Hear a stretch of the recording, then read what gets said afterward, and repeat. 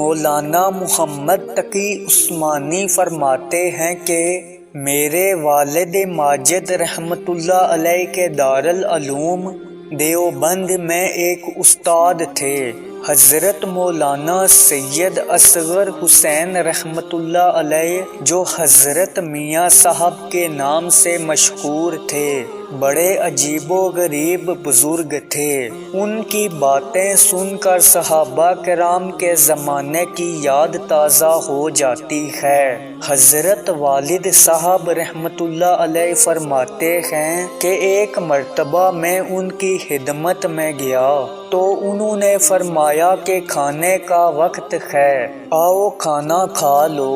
میں ان کے ساتھ کھانا کھانے بیٹھ گیا۔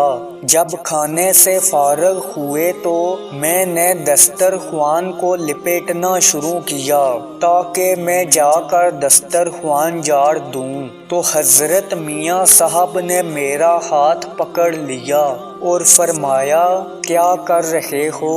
میں نے کہا کہ حضرت دسترخوان جاڑنے جا رہا ہوں۔ حضرت میاں صاحب نے پوچھا کہ دسترخوان جاڑنا آتا ہے؟ میں نے کہا کہ حضرت دسترخوان جاڑنا کون سا فن یا علم ہے جس کے لیے باقاعدہ تعلیم کی ضرورت ہو؟ باہر جا کر جاڑ دوں گا۔ حضرت میاں صاحب نے فرمایا کہ اسی لیے تو میں نے تم سے پوچھا تھا کہ دسترخوان جاڑنا آتا ہے یا نہیں۔ معلوم ہوا کہ تمہیں دسترخوان جاڑنا نہیں آتا۔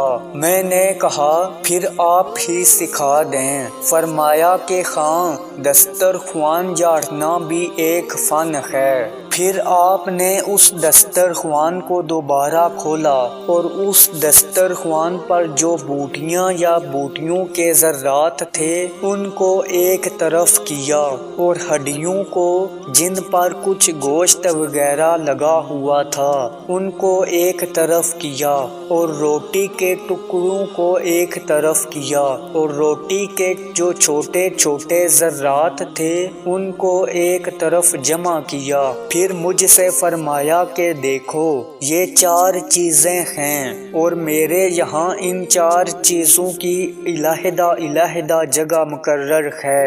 یہ جو بوٹیاں ہیں ان کی فلاں جگہ ہے۔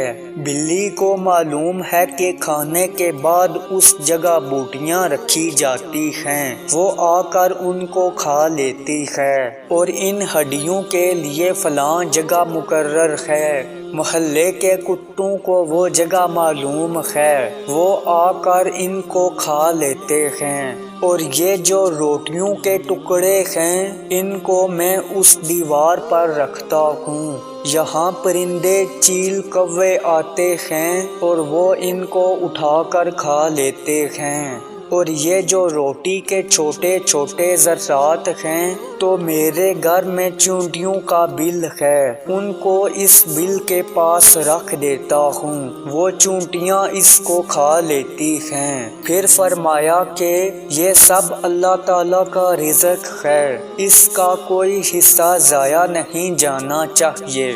حضرت والد صاحب رحمۃ اللہ علیہ فرماتے تھے کہ اس دن ہمیں معلوم ہوا کہ دسترخوان جاڑنا بھی ایک فن ہے اور اس کو بھی سیکھنے کی ضرورت ہے۔